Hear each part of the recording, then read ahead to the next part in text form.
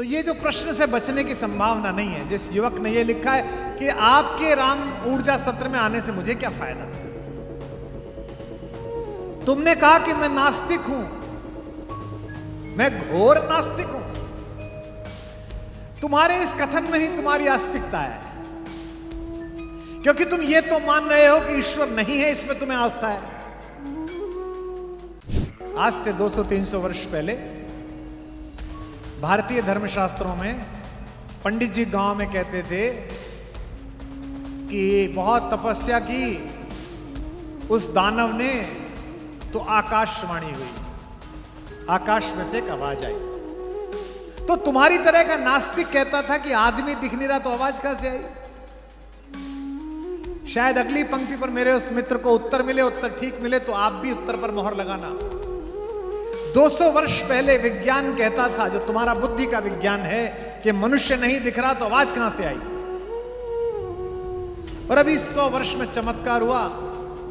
पुराने लोग बैठे हैं, इन्होंने 1950 में 1955 में बुश के रेडियो में गुंडी घुमाई और उसमें से आवाज आई, यह आकाशवाणी है, अब आप देवकी नंदन पांडे से समाचार सुनिए।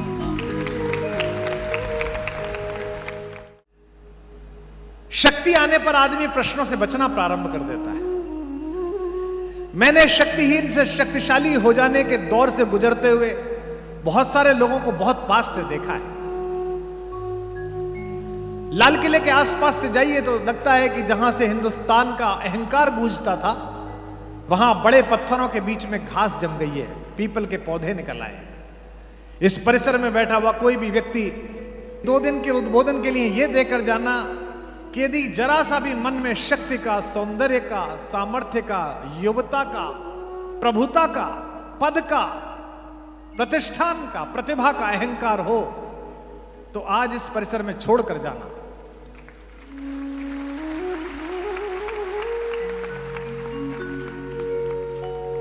क्योंकि उधर वो हाथों में पत्थर बदलते रहते हैं, इधर भी अहले जुनू सर बदलते रहते हैं।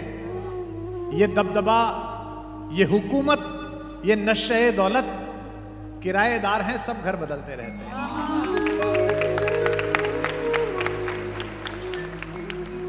भगवान श्री कृष्ण के परिजनों को लेकर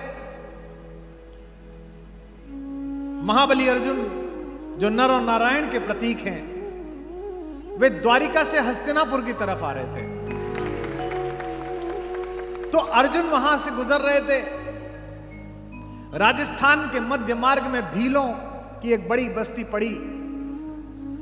वे अर्जुन को पहचानते नहीं थे। उन्होंने भगवान श्री कृष्ण के परिजनों में से कुछ गोपिकाएं छुड़ा ली, उनसे सामान लूट कर ले गए। लोक कवि ने लिखा, भीलन लूटी गोपिका वही अर्जुन वही बाण। और यह अर्जुन कौन था? पिता में भीष्म को शरशैया पर जब प्यास लगी तो उनके अवचेतन मन की मूर्छा से एक शब्द निकला, जल। जल कहते ही सुयोधन, दुर्योधन ने अपने अनुचरों को आदेश दिया, अंदर से रत्नों से जड़ा हुआ एक सोने का कलश आया। कहा, पिता में जल। पिता ने आंख नहीं खोली। फिर मुंह से निकला जल। इस बार अन्य सेवक जल लेकर पहुंचे, पिता ने आंख नहीं खोली। फिर उन्होंने कहा, अर्जुन को बुलाओ। अर्जुन के सामने कहा गया कि दादा को, तात को प्यास लगी है। अर्जुन ने अपना गांडीव उतारा, एक तीर पृथ्वी पर दिया। जो वाटर लेवल था वहां तक तीर गया और नीचे से पृथ्वी की एक धारा निकलकर पितामह के होठों तक पहुंची। आज की तिथि में भी ब्रज प्रदेश में कुरुक्षेत्र के पास से निकलने वाली उस नदी को बाण गंगा कहते हैं। आज भी आप जाकर वहां देख सकते हैं। यह पुरुषार्थ है और इस पुरुषार्थ का बड़ा अहंकार है। तो ये जो प्रश्न से बचने की संभावना नहीं है, जिस युवक ने यह लिखा है कि आपके राम ऊर्जा सत्र में आने से मुझे क्या फायदा। तुमने कहा कि मैं नास्तिक हूं, मैं घोर नास्तिक हूं। तुम्हारे इस कथन में ही तुम्हारी आस्तिकता है, क्योंकि तुम ये तो मान रहे हो कि ईश्वर नहीं है, इसमें तुम्हें आस्था है। यानी कि तुम्हारा आस्तिक होने की यूनिवर्सिटी में प्रवेश प्रारंभ हो गया है, सीधे एमए में मत पहुंचो, अभी प्रेप में आए हो। और सहमति का पहला चरण ही आस्तिकता है। इसमें आश्चर्य नहीं है, जैसे तुम हो वैसे सब होते हैं, मैं भी था। जब शुरुआती चेतना की जवानी आती है तो लगता है कि सब तर्क के निकष पे सिद्ध करो, सब कुछ तर्क से सिद्ध होना चाहिए। अगर तर्क से कुछ सिद्ध नहीं हो रहा तो यह मत समझना कि वो नहीं है, इसका मतलब तुम्हारी दृष्टि अभी वहां तक नहीं पहुंची है। कैसे? आज से 200-300 वर्ष पहले भारतीय धर्मशास्त्रों में पंडित जी गांव में कहते थे कि बहुत तपस्या की उस दानव ने तो आकाशवाणी हुई, आकाश में से एक आवाज आई। तो तुम्हारी तरह का नास्तिक कहता था कि आदमी दिख नहीं रहा तो आवाज कहां से आई। शायद अगली पंक्ति पर मेरे उस मित्र को उत्तर मिले, उत्तर ठीक मिले तो आप भी उत्तर पर मोहर लगाना। 200 वर्ष पहले विज्ञान कहता था, जो तुम्हारा बुद्धि का विज्ञान है, कि मनुष्य नहीं दिख रहा तो आवाज कहां से आई। और अभी 100 वर्ष में चमत्कार हुआ। पुराने लोग बैठे हैं, इन्होंने 1950 में 1955 में बुश के रेडियो में गुंडी घुमाई और उसमें से आवाज आई, यह आकाशवाणी है, अब आप देवकी नंदन पांडे से समाचार सुनिए।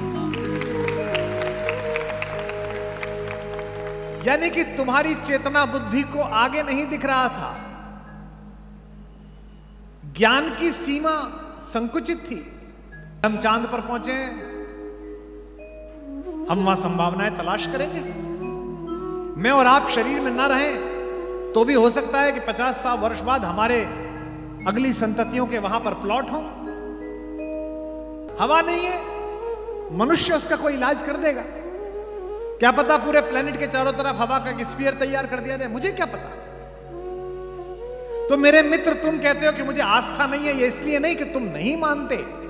अगली बात ध्यान से सुनना, यह इसलिए कि तुम नहीं जानते।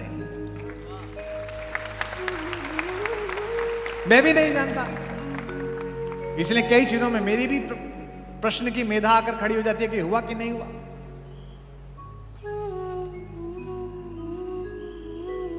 आज से 150 वर्ष पहले तुम्हारे गांव का पंडित, मेरे गांव का पंडित कथा में कहता था कि भगवान राम ने तीर मारा रावण को, पृथ्वी पर वो गिरा, हे राम कहता हुआ, और उसके पतन के बाद ही आकाश में देवता प्रकट हुए और सब देवता बादलों के बीच से भगवान के ऊपर पुष्प वर्षा करने लगे।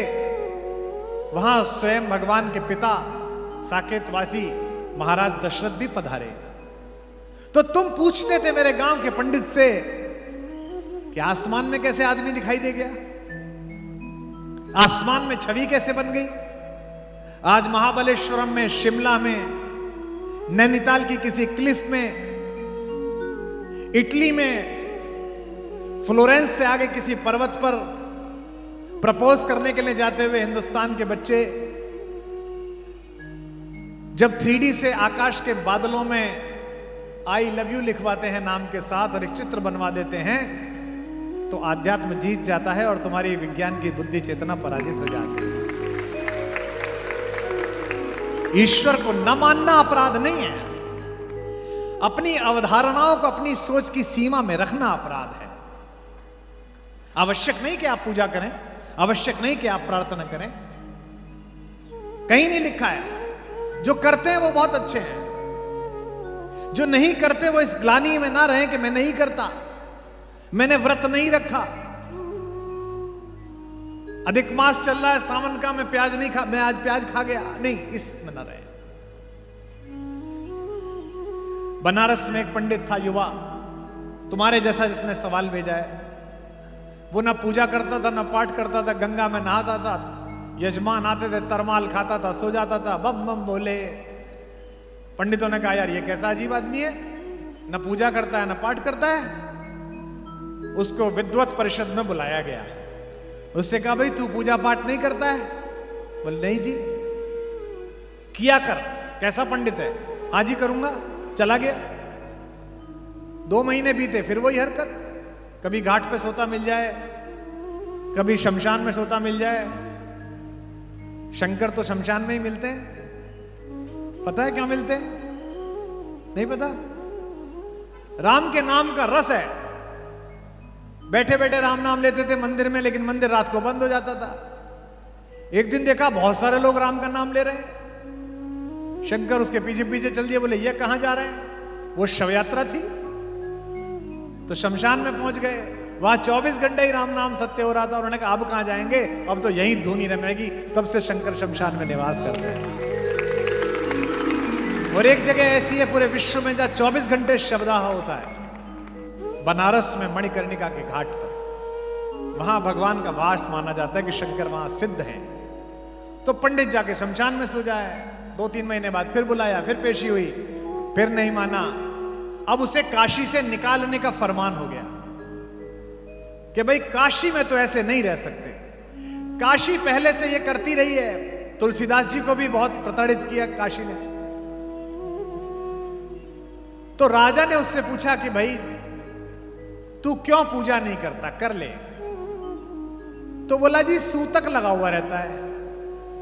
सूतक जानते हैं, घर में कोई मृत्यु हो जाए, कोई पैदा हो जाए तो पूजा नहीं करते। तो पंडितों ने कहा जी ये झूठ बोल रहा है। 9 महीने पहले भी नहीं कर रहा था, 6 बोले तब भी सूतक था। और बोले 6 महीने पहले, बोले तब भी सूतक था। और बोले अब भी सूतक है। और बोले तेरा घर में कोई है नहीं, ब्याह तेरा हुआ नहीं, तेरे किस बात का सूतक? तो उसने बड़ा संस्कृत में बड़ा अच्छा श्लोक कहा। उसने कहा मृता मोहमयी माता जातो ज्ञानमय सुतः सूतकम वर्तते नित्यम कथम संध्यो उपासहते। क्या कहा? बोले महाराज रोज मन में मोह रूपी मां मरती है और रोज मन में ज्ञान रूपी बेटा पैदा होता है। मेरे तो अंदर रोज ही सूतक रहता है, मैं कहां से प्रार्थना करूं, कहां से पूजा? तो जो यहां बेटियां बैठी हैं, बहुएं बैठी हैं, माताएं बैठी हैं, उनको बड़ा संकोच होता है। मेरी मां 84 वर्ष की है और उसका जरा सा व्रत इधर उधर हो जाए, कोई बात हो जाए तो वो बहुत दोपहर तक बड़ी दुखी रहती। आज ऐसा हो गया, आज ऐसा हो गया, भोग नहीं लगा भगवान को। लड्डू गोपाल साथ चलते हैं उसके। तो मैंने उसको कहा, बोली तू नहीं करता है? तो मैंने कहा मेरे अंदर सूतक लगा हुआ है। गांव का एक आदमी खेत के बाहर बैठकर फसल में पानी लगाने के बाद थोड़ा समय मिला तो आंख बंद करके ओम ऐसे पढ़ रहा था। एक ज्ञानी पंडित जी सामने से गुजरे, उन्होंने रोका, बे रुक, क्या कर रहा है, क्या कर रहा है? बोले महाराज भगवान जी को प्रार्थना कर रहा हूं। बोले मूर्ख, ये प्रार्थना है? ओम भूर्भुवः तत्सवितुर्वरेण्यं, क्या है ये? ओम भूर्भुवः स्वः तत्सवितुर्वरेण्यं भर्गो देवस्य धीमहि धियो यो नः प्रचोदयात्, ऐसे बोला जाता है। बोल। उसने कहा ओम भूर्भुवः, फिर गलत बोल रहा है। तो वो बोला जी मेरे को तो ऐसे ही आता है। तो प्रोफेसर साहब बोले कि भाई अगर ऐसा ही आता है तो भगवान कैसे स्वीकार करेगा? जो ग्रामीण ने उत्तर दिया वो बड़ा आनंद का। ग्रामीण ने कहा कि आपका बेटा है, कोई बेटा बेटी? उसने कहा हाँ 7 साल का बेटा है। बोले आप अगर छुट्टी पर चले जाएं कहीं या किसी काम से विदेश चले जाएं और आपका 7 साल का बेटा आपको चिट्ठी लिखे तो उसमें उसका प्रेम देखोगे या स्पेलिंग की मिस्टेक देखोगे?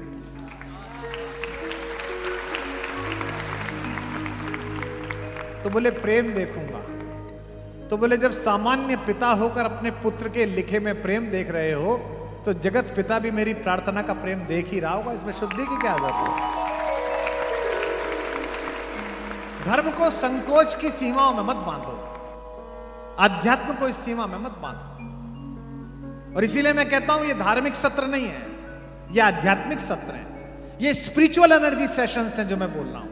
इसलिए इसमें बाकी चीज नहीं है कि कलश पूजा होगी, यात्रा नहीं। मैं चाहता हूं कि दशमेश पिता गुरु गोविंद सिंह जी के बेटे यहां पर बैठे हैं, ये भी सुने, क्योंकि ये भी आध्यात्मिक चेतना से संपन्न हैं। और जो इस्लाम को मानने वाले मेरे भाई हैं वो भी सुने, जो क्रिश्चियनिटी में जाने वाले हैं वो भी सुने।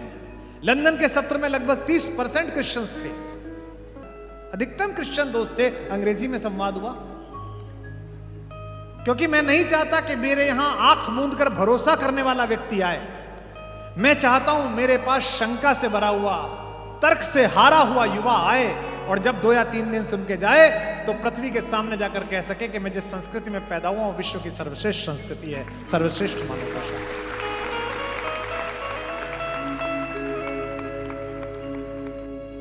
मुझे लगता है कि इस भाई को जिसने लिखा 32 वर्ष इसकी आयु है, मैं अगले अपने अपने राम में इसे मिलूंगा तो ये व्यवस्थापकों में होगा।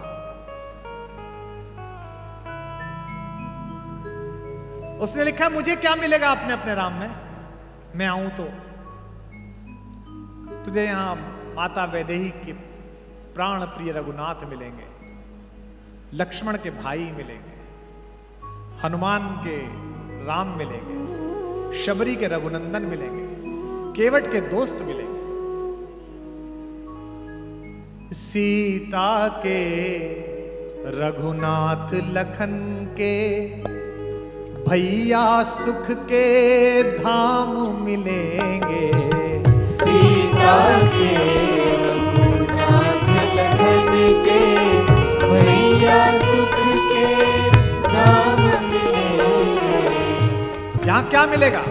जिसने पूछा है कि क्या मिलेगा उसे उत्तर दे रहा हूं अचानक, सीता के रघुनाथ लखन के भैया सुख के धाम मिलेंगे, सीता के रघुनाथ लखन के भैया सुख के धाम मिलेंगे।